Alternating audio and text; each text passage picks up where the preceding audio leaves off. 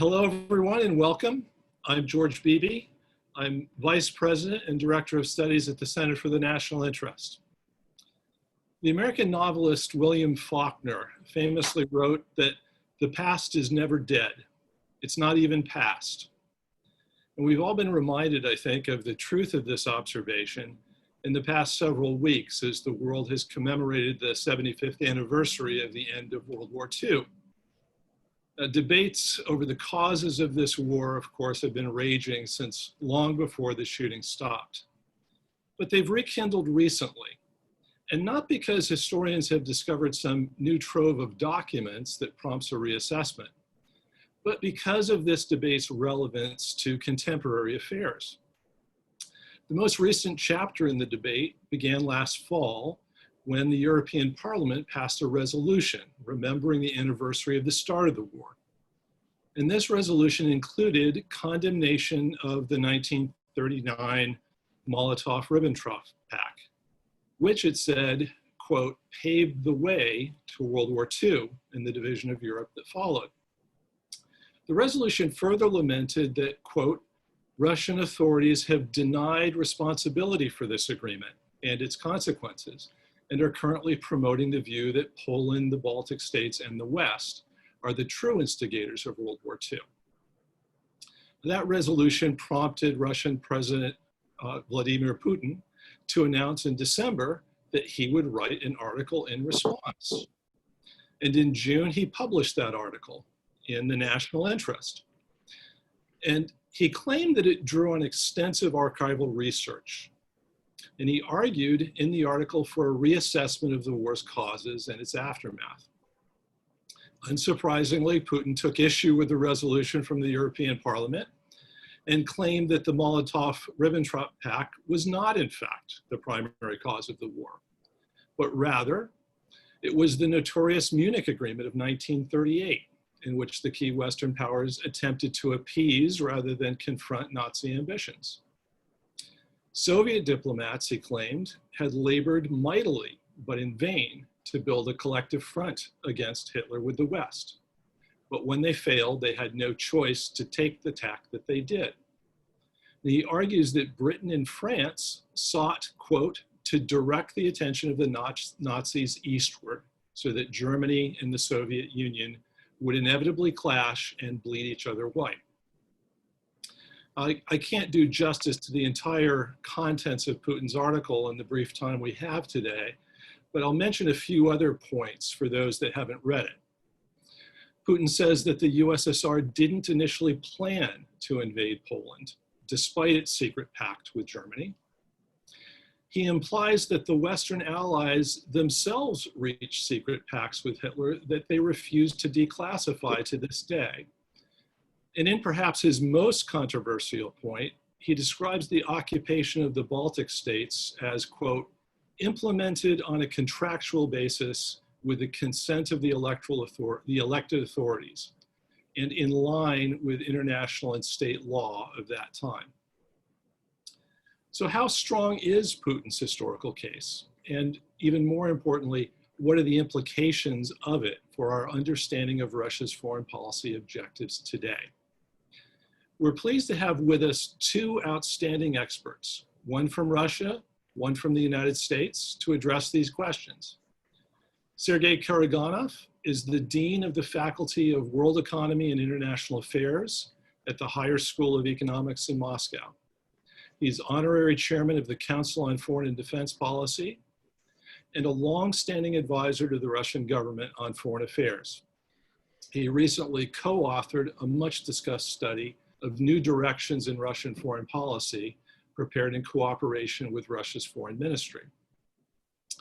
Stephen Kotkin is the John P. Birkelund Professor of History and International Affairs at Princeton University and a fellow at the Hoover Institution at Stanford. Dr. Kotkin directs Princeton's Institute for International and Regional Studies and co-directs its program in the history and practice of diplomacy. He's the author of a number of highly praised books on Stalin, including Stalin Waiting for Hitler, 1929 to 1941. So I've asked each of them to give some opening remarks on Putin's article and its implications for contemporary relations between Russia and the West. And then I will open the discussion for questions from the audience, which you can pose by using the question and answer icon at the bottom of your Zoom screens. So Dr. Karaganov, the floor is yours. First of all, it's a great pleasure to be with you. I'm not a historian of the Cold War, of the pre-Cold War. I'm a historian of Cold War. So, of course, I do not have as deep an understanding of what had been happening before the what we call Great Patriotic War, World War II. But of course, I'm aware of many of the things. And I read the article of President Putin very attentively. It is a powerful piece. It has disclosed some interesting documents, and as far as I know, it's only the tip of the iceberg. I mean, a few days ago, a friend, dean of the School Faculty of History of the Moscow State University, Lev Belosov, presented me with a huge volume, which contains, I mean, Russian version or their version, what has been happening. And I hope it will be eventually translated, and I hope that Professor Kotkin will read it. But why? Then I asked myself, why this article was actually published? And I have 4 answers. One is that we are in the midst of a change of international system. Liberalism, as well as communism before, is fading away. The Western dominance is collapsing. Many nations and countries who have joined the West in hope that they'll be on the victorious side now feel to be lost. They did it in 1990s very well, as they did it in late 30s and 40s when they joined Hitler. Let me all remind us that most of the nations of Europe, except for Britain, Greece and former Yugoslavia, succumbed and surrendered to Hitler willingly, or half willingly, and then contributed to his effort and his invasion. 1/4 or 1/5 of the troops invading former Soviet Union were not German. And of course, a lot of the armaments and ammunition and raw materials which were supporting the German army were produced by the countries which had succumbed to Hitler. Now, in this situation where everything is changing, some countries and some nations are looking for a new identity or searching, and thus they want to rewrite the history. And they started to put blame on the Soviet Union and Russia more than ever. I think, and one way or another, Russians had to react to that. And that was one of the reasons. The second reason was very obvious. President Putin, as well as myself and many people in my country, very much concerned about the fact that we are living growingly in a pre-war situation, both on the military tactical side and on the political moral side. We are witnessing deterioration, which could end up in an advertent war, a war which nobody wants. I believe, and I've written about that many times, and I think that many my colleagues in the West, including Americans, have agreed to a certain extent to that kind of argument is that we are living in a situation which, in terms of the possibility of a war, is very close to 1960s or even 1950s. I mean, of course, I'm not speaking about the Caribbean crisis. And the Putin argument is, is basically, I mean, come on, we have managed to fight an enemy, and we have managed to win. Let us again come to our senses and start working together. That is, I mean, one of the main themes of his article, as I believe. And then, of course, there is an obvious fact. There was an avalanche of accusations of Russia of complicity in the in unleashing the Second World War, which for a nation which believes, and I think rightly believes, that it played a crucial role in defeating nations, this avalanche should be repudiated. I mean, after all, as it is now known, 10 out of 11, or 9 out of 10 soldier hours of German army were spent on the Eastern Front. Most of the German casualties were, of course, inflicted by Russian troops. And I'm not speaking of the fact that Russia suffered unbelievable losses during that war. It was, by the way, also a war of liberation. It was not only the war of defense of the motherland. Now we liberated half of Europe from Nazi occupation. I'm not for communist regimes which were imposed afterwards, but it was, I mean, the logic of history. And of course, there is a very important other element which underlines the discussion. Russia, as previously the Soviet Union, has done a crucial blow to the preponderance of the West, cultural, economic, political, which was based for the last 100 years on military preponderance. We did away with it. And of course, one of the reasons why this system is collapsing is because of the efforts of Soviets and Russians.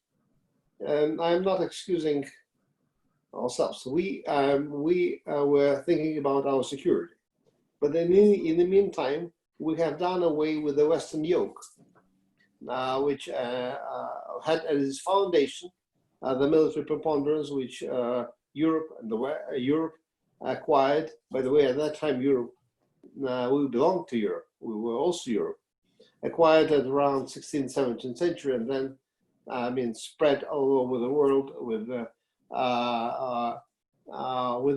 ability of imposing its culture, its economic interest, and with the consequent ability of siphoning off the world GNP.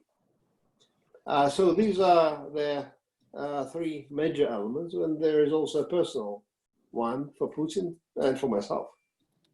Now, we remember our fathers and grandfathers who suffered and who did not survive. It is a personal item for every Russian.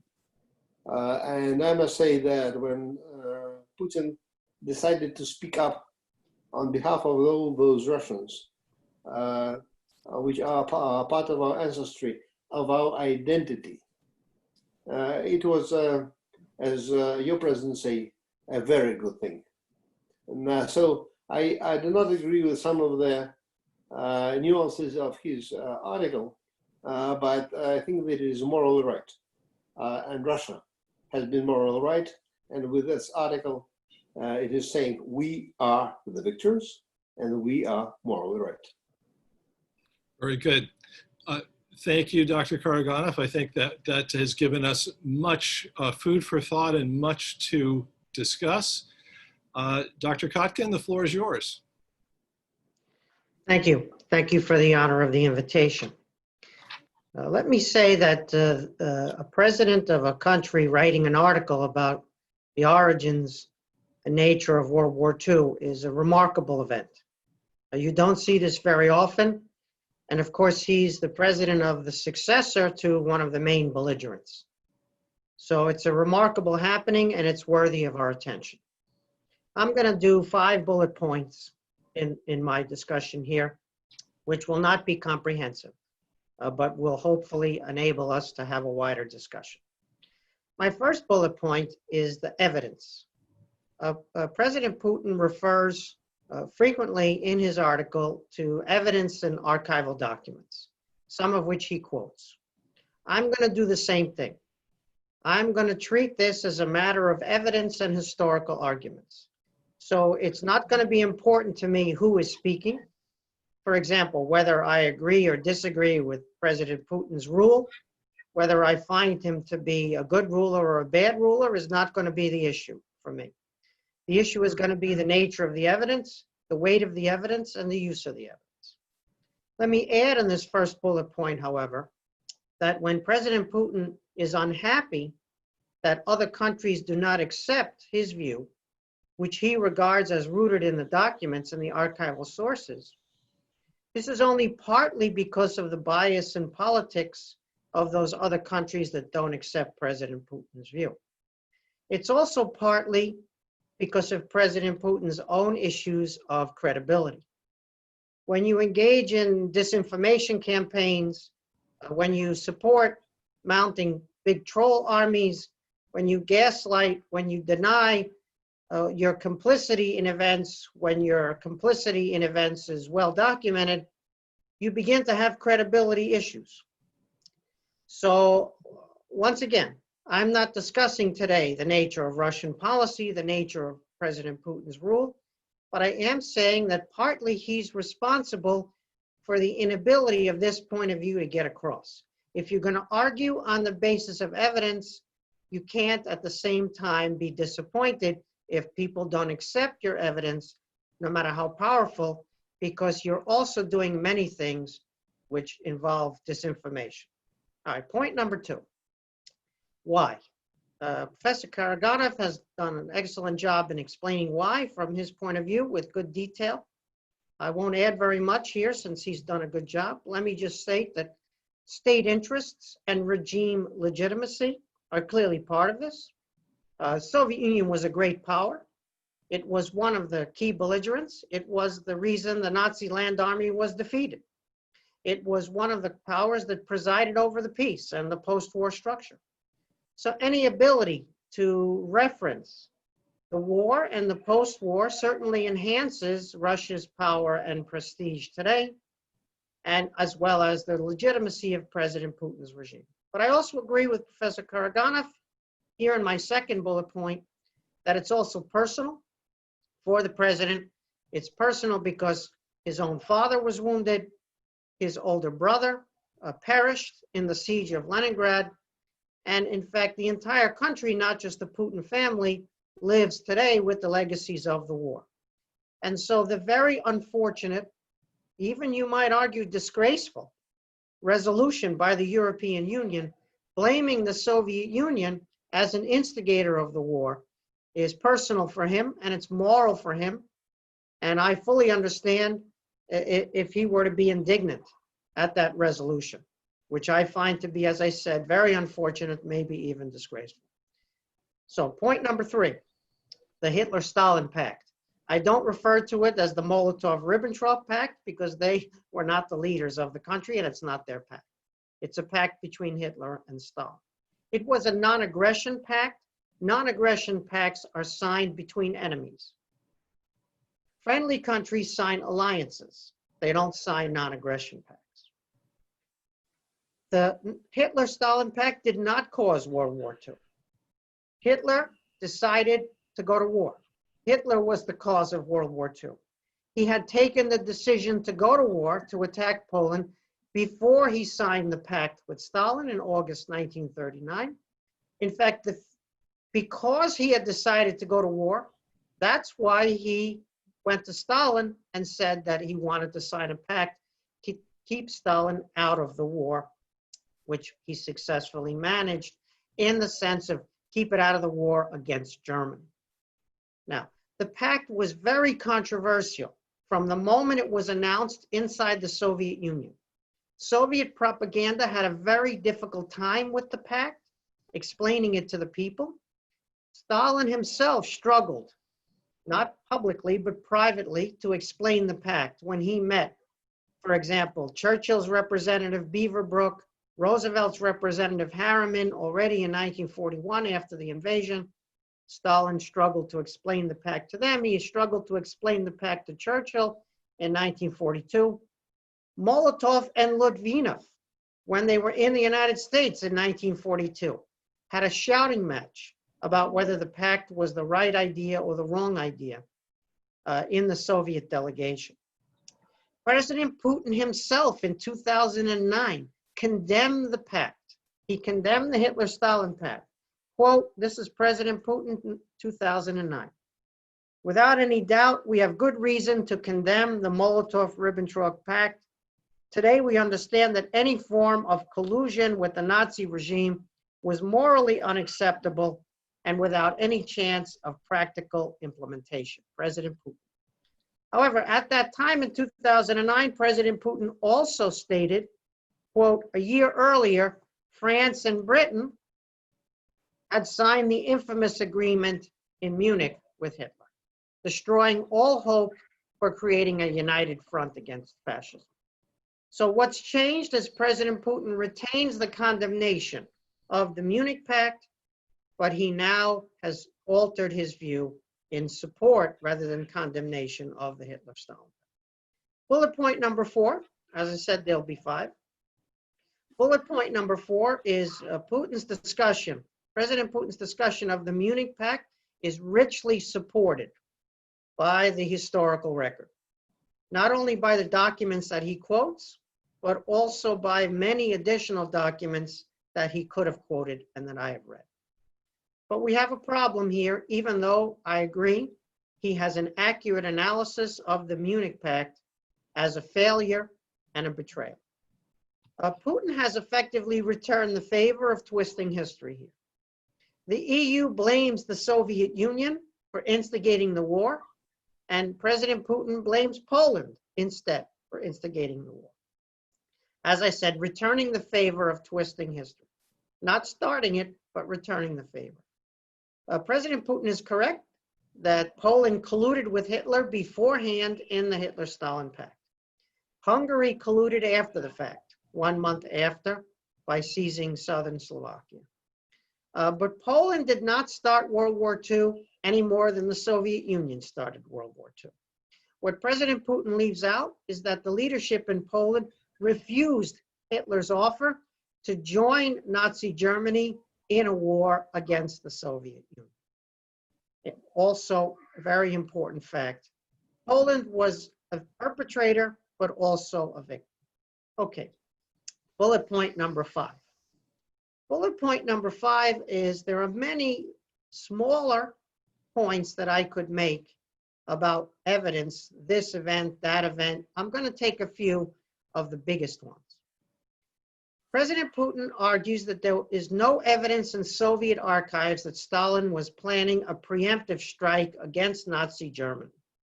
I believe that's correct.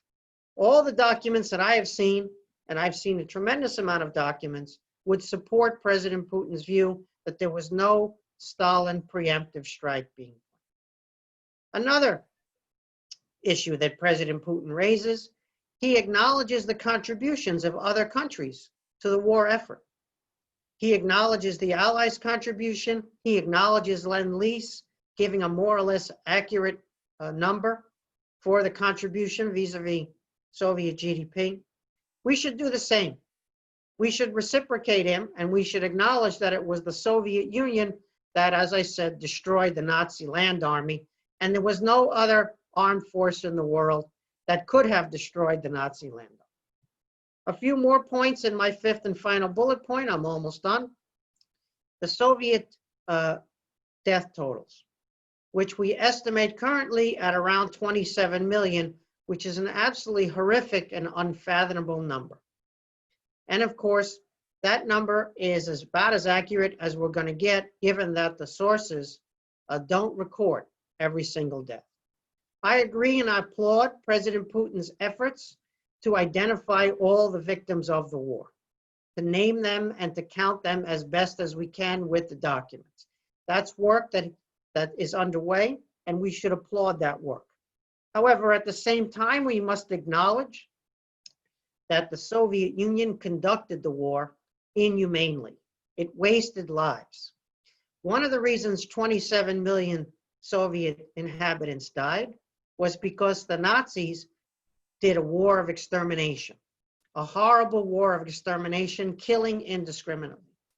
Another reason is that Stalin and his generals did not count human life as sacred, and they were willing to sacrifice lots of lives, sometimes because of incompetence, other times because they were doing feints, they were doing diversionary activity and sacrificing lives on a great scale.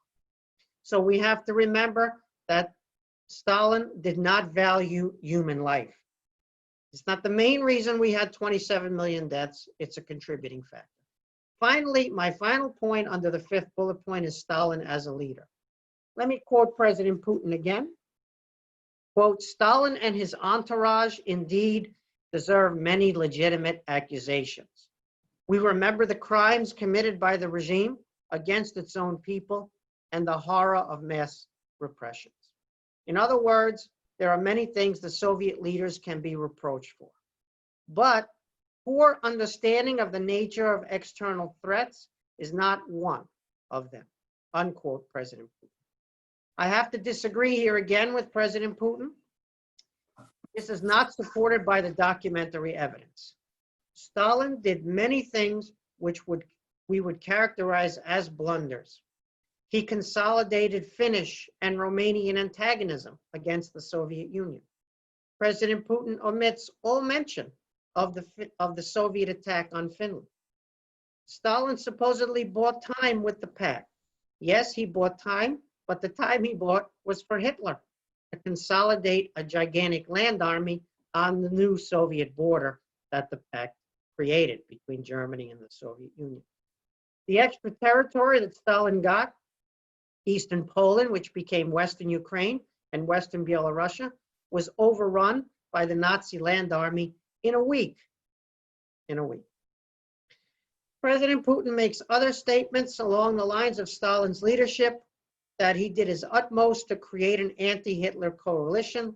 Stalin did not do that. That's a false statement, which is richly supported as false by Soviet documentation. Additionally, Stalin preferred the deal with Nazi Germany. He had been trying for a deal with Germany before the Nazi regime.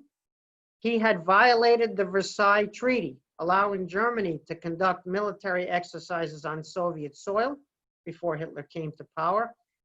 He was helpful in rearming Germany before and after Hitler came to power. Finally, I should say that Stalin as a leader, one person made all the decisions. It's never advantageous for a country for one person to have that much power and to be making those momentous decisions. So in summary, I think that President Putin's article is a serious article. I understand the motivations. I applaud his use of historical documentation and his appeal to archives and the need to use archives to make your arguments. And I disagree with him on some of these fundamental issues, even as I recognize it's a serious effort on the Russian side. Thank you for your time. Thank you, Stephen. I think that was a very thorough and very nuanced analysis of the article. I'm now going to open it up to questions and answers from the audience. As a reminder, there's a Q&A icon if you hover over the bottom of your Zoom screen that you can use to submit questions. I'd like to ask the first one, by asking our panelists to look a little bit more closely at what this article says about contemporary Russian foreign policy intentions.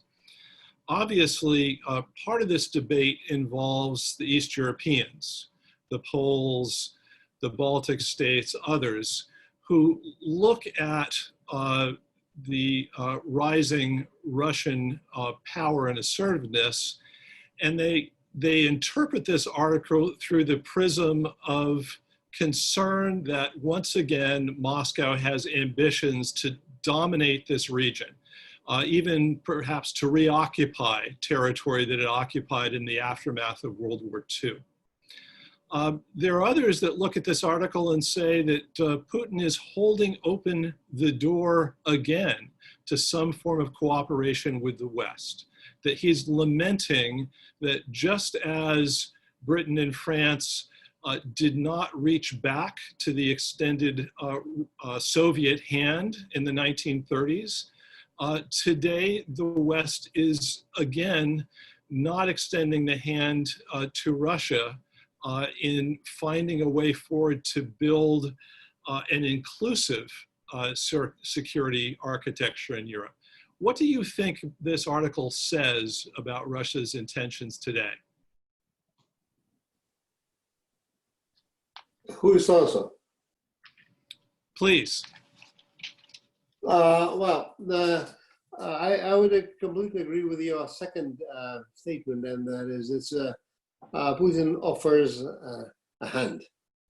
But the large part of the article is about disillusionment, about the fact that Russia, before Putin and during Putin, tried to build up a relationship to appease, including our East European neighbors, in spite of the fact that we know that they were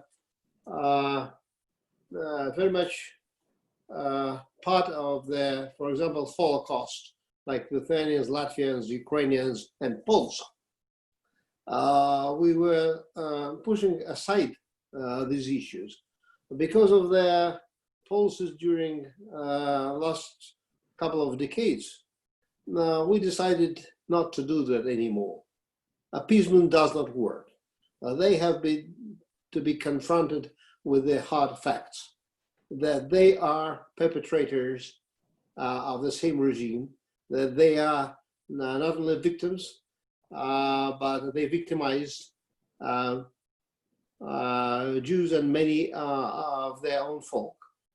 And they have no right to speak up on equal terms with Russia. We were the victors, they were the losers, and they collaborated with the regime, with Hitler. But we are, of course, all for good cooperation, even with them, though we are not expecting too much. As to the ideas that we want to reoccupy these lands, that sounds a bit laughable. And I mean, they were a drain of the Russian resources. They were all subsidized during the Soviet time. The biggest subsidies went to Ukraine and to a few other states. We are not interested in these lands. Also, we all know that in spite of the fact that people are talking about Russian military threat, Russia has now only a small fraction of Soviet army. We spend, I mean, I think 4 times less than non-US NATO, and 20 times or 18 times less than NATO, including the United States. We are, in military terms, a strong country, but we have not only no intentions, but no means to wage wars. The problem is, of course, goes back to my first argument, and that these peoples and countries feel that they have joined the wrong cause, as they used to do. Especially, I'm smiling about our Polish neighbors. Whenever Poles join a coalition, coalition loses. and they are starting to understand that. We all know that. But of course, I hope that we will never be able to test that historical experience once more. And now I'm going back to Professor Kotkin's arguments. Most of them I agree with. You are looking at the same subject from a different perspective. Now, I must say that I'm ambivalent as to the Hitler-Stalin pact. And the only reason why, and Putin, by the way, even in his article, he is not repudiating his condemnation of the pact, but he is putting that subject into a different perspective. I must say that from my point of view, we condemn that act. Putin went on his knees in front of the Katyn cross, but that was appeasement. It didn't work. So let them know who they are and how we see them. Very good. Thank you. Dr. Kotkin. It's legitimate for other countries to debate World War II and to have their own version, a usable past. Not a single one in each country, but one that they debate within their countries. Poland needs a version of World War II, the Baltic states as well. It's completely legitimate for them to do that. It's also legitimate for President Putin to do it, as I said earlier. We can argue till we're blue in the face about all these episodes. For example, the idea that Stalin didn't prepare to invade Poland in 1939, and that originally they didn't want to do that. Well, that's true only in the sense that he wasn't sure how long the Poles could resist the Germans. Maybe the Poles could resist the Germans for quite some time. They had an army and an air force. And so Stalin was not prepared to invade immediately because he was hoping that the Poles would resist the Germans. But of course, that's a spurious point. He was going to invade and take the territory when it was propitious for the Soviet Union to do so. President Putin's discussion of the Baltic states is beneath any possible criticism. It doesn't correspond to the numerous documents that Russia itself has released on the Soviet takeover and forcible implantation of the Soviet regime in the Baltic states, twice in 1940 and again after the war. Let us talk about the contemporary period, though, George, just like you asked. One of the most interesting things about the article is its appeal to the United Nations and to the system of the United Nations created during and after World War II as a better world to avoid the kind of war that they had just fought. You'll notice that President Putin speaks very highly of the UN Security Council and the fact that Russia inherited the veto power that the Soviet Union wielded. So that's President Putin's understanding. Poland, Ukraine, the 3 Baltic countries, they're not on the same level as Russia. They don't deserve and they don't have a UN Security Council veto. Russia is in favor of multilateral institutions like the UN as long as Russia has a veto over it the way that they do in the UN Security Council. So it's an offer for the UN Security Council veto-wielding countries to make the big decisions about a new world order the way they did in the period immediately after World War II. It is not an open invitation for collaboration and cooperation with one's neighbors. Professor Karaganov has done a good job distinguishing between appeasement and confrontation from the Russian point of view and how appeasement didn't work, and now confrontation is the policy in answer to the failure of the attempted appeasement. But the idea of a Security Council veto for Russia, as well as the 4 other members, and that on that basis a new world order would be created, is not a new world order. That is the same world order that came out of World War II. It does not account for the rise of India. It does not account for the rise of Asia generally. It does not account for all sorts of changes in the world. It only consolidates once again the Russian position as a veto-wielding country. And so I regard that part of the article as extremely interesting and worthy of long discussion, but I think it is not what it claims to be. Okay, very interesting. May Sergey, you have a comment? I completely agree with Professor Kotkin. I think that Russia lacks a vision of the future. Everything is collapsing, and we are trying to preserve the elements of the previous world order. I don't think that the previous world order could survive. If we are talking about the UN Security Council, it is clear that if it survives and continue to play an important role, it should be joined by several other nations. I think that Russia should be more forward-thinking, but we are now at this juncture too conservative, including in this article. Okay, I'd like to return to that because I think this is a very interesting point that deserves some further discussion. But before I do, we have a question from Michael Kaufman, who's at the Center for Naval Analysis here in Washington. He says, how do the speakers interpret the article's assertion that a system of collective security could have averted World War II and that Poland was an obstacle? What does this mean in that historical context in the run-up to the war? And was a Soviet-British entente ever in the offing? And how can we interpret Russian calls for a system of collective security in Europe today? So this is getting a little bit at the question that the issue that arose in your two comments. So reactions to Michael's question? There was no possibility for collective security because neither Stalin nor Great Britain was interested in collective security. Only France was interested in the proposition, but France hitched its fate to Great Britain's position, and Britain was against it. As I said, Stalin preferred a deal with Germany, which he got in the end with Hitler.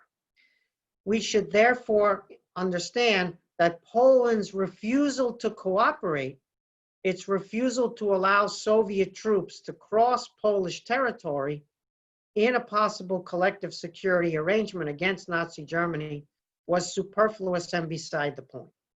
Yes, Poland was against allowing the Soviet Union to use Polish territory, but it didn't make any difference in the end, unfortunately. It took the invasion of the Soviet Union by Hitler to form the coalition between Great Britain and the Soviet Union after June 22nd, 1941. I should say that that was one of Stalin's great blunders. The pact itself was not the blunder. It was the failure to pivot after France fell. When Nazi Germany aggrandized to the entire continent, Stalin failed to balance his non-aggression pact with Hitler by entering into a parallel agreement with the UK after Churchill had become prime minister. This was an opening that didn't exist in 1939 when Poland refused to allow the Soviet Union to cross its territory. Poland no longer existed in 1940. Britain might have entertained a discussion, but Stalin never attempted to see how far Britain might go. As I said, that only became possible after June. I regard this as a blunder by Stalin and also a blunder in some ways by Churchill. So collective security was not something that the powers were interested in then. Is it possible today? We have a system of collective security today.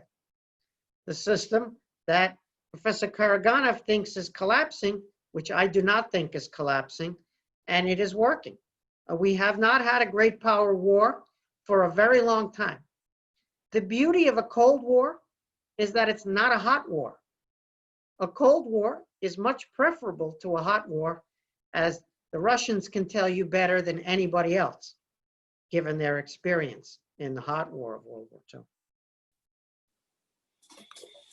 I would agree on most of, on 90% of what Professor Kotkin said, except for 1.5 points. 1 point is, of course, that collective security saved us from the Third World War. I mean, come on. I am a historian of nuclear deterrence. I mean, collective security had nothing to do with that. It was fear of Holocaust. And that is very clear in the thinking and the papers of all major governments and ruling elites. Now, that time, collective security didn't work. There are new documents which I advise you to Professor Kotkin to look, whereas I think Stalin and his entourage were playing with an idea of a security pact with Britain, but they were repudiated. But that is, of course, a question for further analysis. As for the future, not in the foreseeable future, I still insist that we are living through a collapsing world order, or through a world order which has collapsed. Mostly because it was built on the predominance during last 30 years or 20 years, before last 10 years, on the predominance of the United States and the West. It has collapsed and is kind of collapsing further. But we should think about the future. And maybe in the future, several big countries, joined by smaller countries, but of course with obvious participation of China, India, and the like, could form some kind of a new arrangement to secure world peace, which is based not only on rude deterrence, nuclear deterrence. I'm hoping for that, and I think, as far as I know, my leader and my government thinks about that, but it is still over the horizon, unfortunately. Okay, we have a question from Jacob Heilbrunn, the editor of the magazine, The National Interest, in which Putin's article was published. And he asks about the British Tories in particular, who he says had an animus toward Bolshevism that prompted them to spurn Soviet efforts for détente and instead seek a modus vivendi with the Nazis. So he asked, to what degree did the Tories in particular shoulder responsibility for the botched efforts at dealing with Hitler? Let me just say that NATO was a collective security organization, and it still exists. As far as the Tories go, yes, not all, but many in the Tory party were anti-communist. By the way, you can wear that with a badge of honor. It's not something you would condemn the Tories for. The so-called animus towards Bolshevism, Stalin was an Anglophobe, and there was nobody in Stalin's entourage who was an Anglophile. Stalin was a Germanophile. He underestimated the UK, and he detested the UK, and he felt that Britain was the principal imperialist power in the world. And so Stalin was less worried, strikingly enough, for many years about Nazi Germany under Hitler compared to the British and British imperialism in the world. So this is not an excuse for those Tories who participated in the appeasement policy. And by the way, they were overthrown within their own party by a different faction of the Tories. But we have to understand that it was two sides that were against a deal between Britain and the Soviet Union, and Stalin was a principal obstacle to that. I think that Stalin and Russian leadership has been and is still, to a certain extent, too preoccupied with the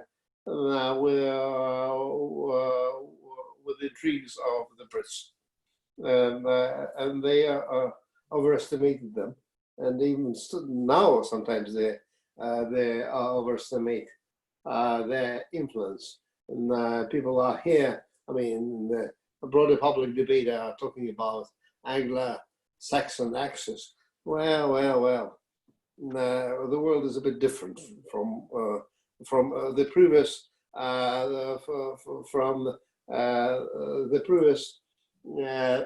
period.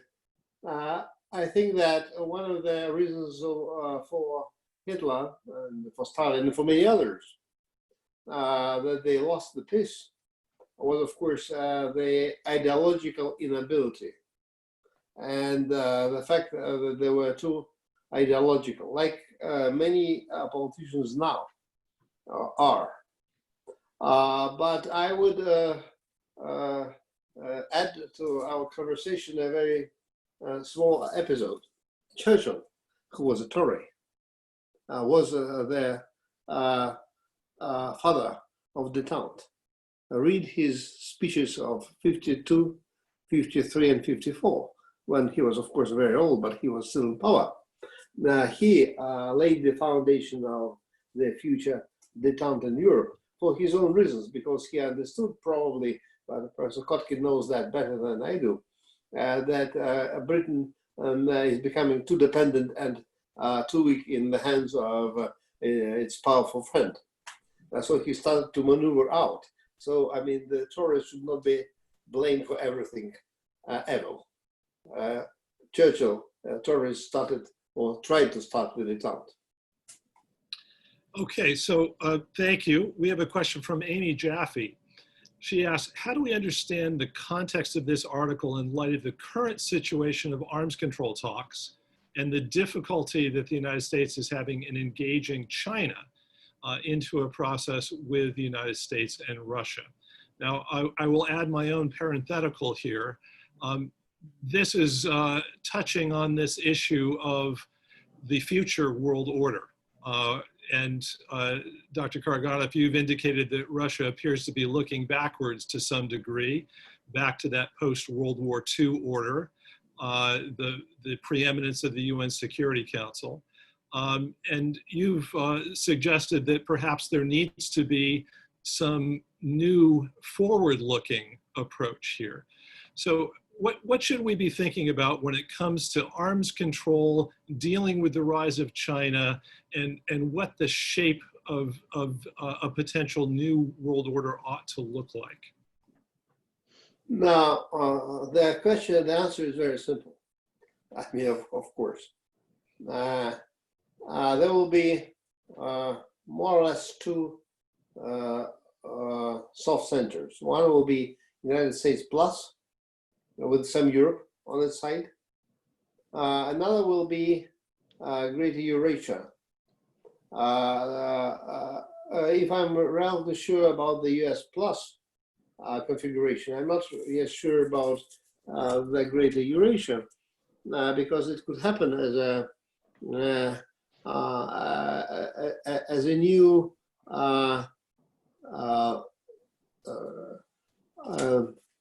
configuration of peace, open cultural and economic cooperation, only if China plays a role of the first among equals, and if it could overcome its millennium-long history of the Middle Kingdom, whereas the Middle Kingdom arranged, I mean, a group of vassal states around it. The vassal states will never be there, because now China is surrounded not by small countries, but the countries like India, Iran, Turkey, and Russia, of course. If China goes for a first among equal, we'll have, I mean, a huge space of Greater Eurasia, which is the official goal of Russia, which is in words at least supported by China. As to the military configuration of this future world order, it is clear for me, at least, that sooner or later China would become more or less equal with Russia and the United States in terms of raw military and nuclear power. And then we could restart arms control. But before that, we should restart arms control on certain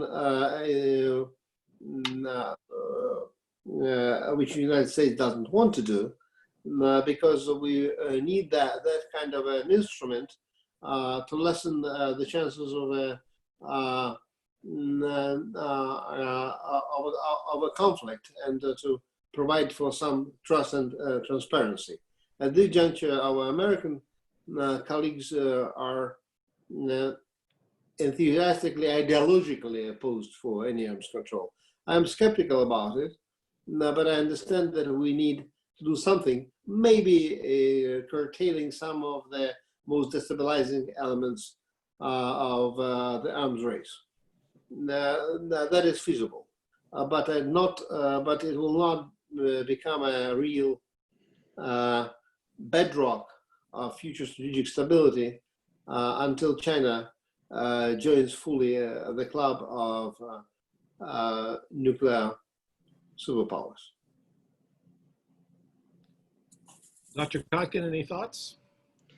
The history of arms control is very rich and has a lot to teach us, especially as we move towards the cyber problem, where arms control is more immediate than in the nuclear case.